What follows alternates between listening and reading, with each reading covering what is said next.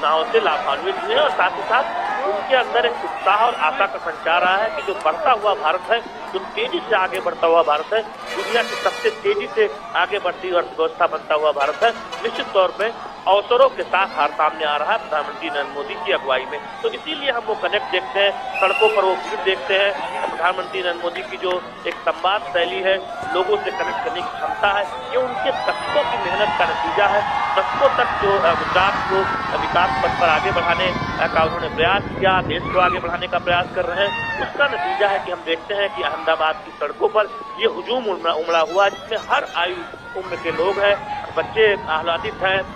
माताएं एक बार देखना चाहती हैं और हम देख रहे हैं कि बहुत लोग सेल्फी लेने की कोशिश करते हैं, दूर से ही बहुत लोग कैमरे से फोटो लेने की कोशिश करते हैं। तो ये तस्वीरें बताती हैं कि दुनिया का सबसे लोकप्रिय नेता आज जब अहमदाबाद में है, आज जब अहमदाबाद में रोड शो कर रहा है, तो निश्चित तौर पर वो जनता के अभिवादन को स्वीकार कर रहा है और साथ ही साथ जनता से कनेक्ट होना चाहता है। और ये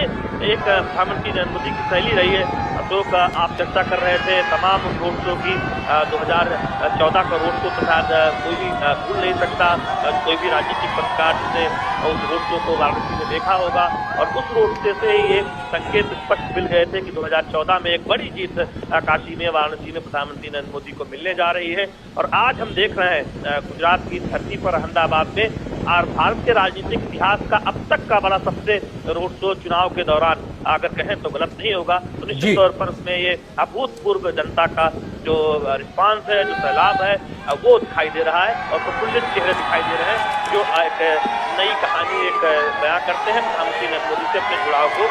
बरबसी चेहरों से पता चलता है। बिल्कुल शैलेंद्र, आप कच्छ का जिक्र कर रहे थे। अशोक जी, अगर देखा जाए तो प्रधानमंत्री के शब्दों में कहें कोई पिछड़ा नहीं जिला है, कोई इलाका पिछड़ा नहीं, वो आकांक्षी है और सबसे ज्यादा अगर पीछे है तो उसको सबसे अगड़ा बना सकते हैं विकास में। इस परिभाषा को लिखने का काम करना और उस पर आगे बढ़ना, ये कहीं ना कहीं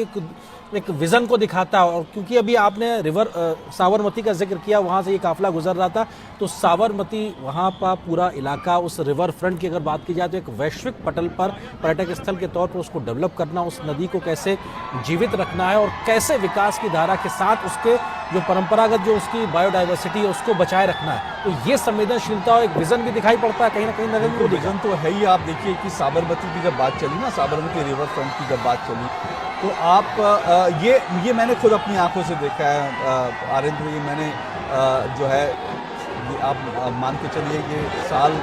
1997-98 की बात है, उसके बाद की बात है। मैंने अपनी आंखों से देखा है साबरमती जो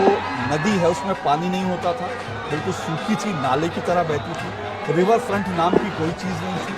ऊपर एक दो ब्रिज बने हुए थे जिससे गुजरते थे, तो उस नदी की हाल को देख करके रोना आता था ये चीज़। लेकिन आज अगर आप साबरमती रिवर फ्रंट की तरफ चले जाएं या फिर आप अहमदाबाद शहर से साबरमती के ऊपर से देखेंगे तो आपको वो एक नदी के रूप में, एक स्वस्थ नदी के रूप में दिखाई देगी। तो ये कैसे चीज़ें ट्रांसफॉर्म होती हैं। कच्छ की लगातार बात हो रही है ना, कच्छ को कैसे ट्रांसफॉर्म किया, कैसे अहमदाबाद साबरमती रिवर फ्रंट को ट्रांसफॉर्म किया, कैसे अहमदाबाद को ट्रांसफॉर्म किया, कैसे गुजरात को ट्रांसफॉर्म किया, ये इसका एक बड़ा उदाहरण है। और मैं अभी क्योंकि इन चुनाव में इन चुनावों में मेधा पाटकर गुजरात में उसका जिक्र चल रहा है, क्योंकि साबरमती जो सरदार सरोवर डैम है, जिसका सपना जो है वो सरदार पटेल ने देखा था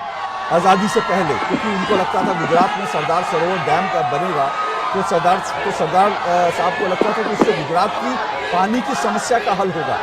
लेकिन उस डैम को रोकने के लिए, वो डैम पूरा ना हो, उसकी ऊंचाई ना बढ़ने पाए, उसको रोकने के लिए लगातार एक आंदोलन चला। और कई लोग कहते हैं, कई तथ्य ये बताते हैं कि उसको कहीं ना कहीं से फॉरेन फंडिंग भी हो रही थी उस पूरे आंदोलन को, साबरमती के सरदार सरोवर डैम को रोकने के लिए। इन चुनावों में और उसको लीड कौन कर रहा था, उसको मेधा पाटकर लीड कर रही थी। इन चुनावों में मेधा पाटकर गुजरात के चुनाव में एक मुद्दा बन जाती है, क्योंकि गुजरात चुनाव के दौरान ही मेधा पाटकर की तस्वीर जो है वो अरविंद केजरीवाल के साथ भी आ जाती है और मेधा पाटकर की तस्वीर जो है वो राहुल गांधी के साथ भी आ जाती है। बीजेपी ने इसको लेकर, और बीजेपी से ज़्यादा गुजरात के आम लोगों ने लेकर इसको सवाल उठाया कि जो व्यक्ति गुजरात को पानी ना मिले उसके लिए लगातार षड्यंत्र कर रहा था, आज ये पॉलिटिकल पार्टियां उस नेता के साथ क्यों, उस सामाजिक कार्यकर्ता के साथ क्यों नजर आ रही हैं। और जब ये चर्चा चली तो मैं मेधा पाटकर का एक पुराना इंटरव्यू देख रहा था। उस इंटरव्यू में मेधा पाटकर ने यह कहा था कि ये सरदार सरोवर डैम बन जाएगा तो ये सिर्फ एक जो है मॉन्यूमेंट की तरह होगा, लोग इसको देख सकते हैं, इससे कोई फायदा नहीं होगा, इससे गुजरात को कोई फायदा नहीं होगा, गुजरात को इससे कोई पानी नहीं मिलने वाला, ये सिर्फ एक ऐसे बस मॉन्यूमेंट के रूप में खड़ा रहेगा, इससे ज्यादा कुछ नहीं होने वाला। लेकिन आज आप देखिए, मेरी जानकारी अगर मैं गलत नहीं हूं तो शायद 9 से 10 हजार गांव हैं गुजरात के जिनको ये बनने के बाद जो है, ये सरदार सरोवर डैम पूरी होने के बाद जो है, इससे 9 से 10 हजार गांवों को सीधा सीधा फायदा हो रहा है। हजारों हेक्टेयर जमीन है किसानों की, जिससे जहां पर किसान खेती करते हैं तो वहां से पानी मिलता है। तो ये जिन चीजों का विजन जो है, जो नरेंद्र मोदी एक विजन देखते कि साबरमती रिवर फ्रंट बनाई जा सकती है, वो ये विजन देखते थे कि रिवर साबरमती में पानी लाया जा सकता है, एक अच्छा रिवर फ्रंट बनाया जा सकता है जहां लोग आए और जहां लोग शाम को आके आनंद के साथ परिवार के साथ बैठ सके। लोगों ने कहा ये हो नहीं सकता। सरदार सरोवर डैम उन्होंने कहा इसको हम ऊंचाई बढ़ाएंगे, इसको हम ठीक से इंप्लीमेंट करेंगे तो गुजरात के घर घर में पानी पहुंच जाएगा। लोगों ने कहा हो नहीं सकता, लेकिन नरेंद्र मोदी का एक विजन था और वो विजन अल्टीमेटली समय के साथ सही साबित हुआ।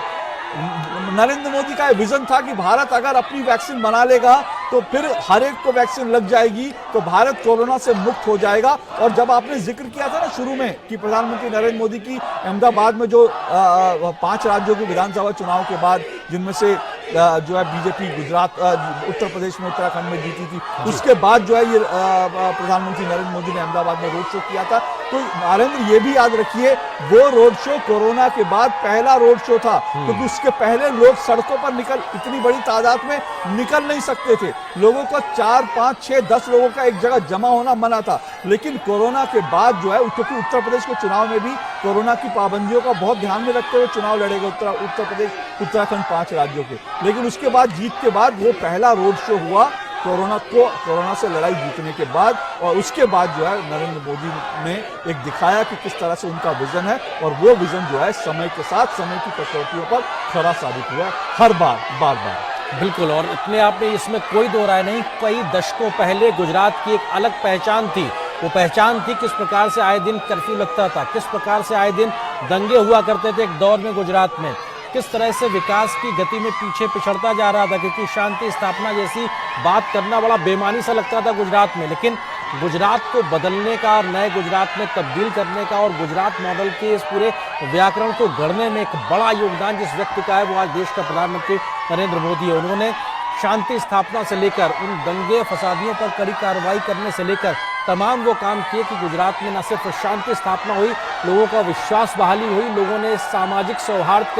के साथ रहना सीखा है। और आज जो 20-22 साल की युवा पीढ़ी है, 18 साल की युवा पीढ़ी है, उसको तो वो दौर पता भी नहीं, क्योंकि उस समय वो शायद इस दुनिया में पैदा नहीं हुए थे या बहुत छोटे रहे होंगे। तो ऐसे में जिस बात को राजनीतिक रूप में लगातार चर्चा की जाती है गुजरात मॉडल की, तो वो ये मॉडल है कैसे शांति स्थापना हुई है, कैसे विकास की एक बड़ी लकीर खींची गई है और विकास में हर एक की सहभागिता को जोड़ा गया है। उसी वजह से शायद आज ये प्यार और उत्साह और स्नेह सड़क पे उभरता हुआ दिखाई पड़ रहा है। ये अपने आप में बहुत कुछ बयां करता है, क्योंकि भारत जैसे देश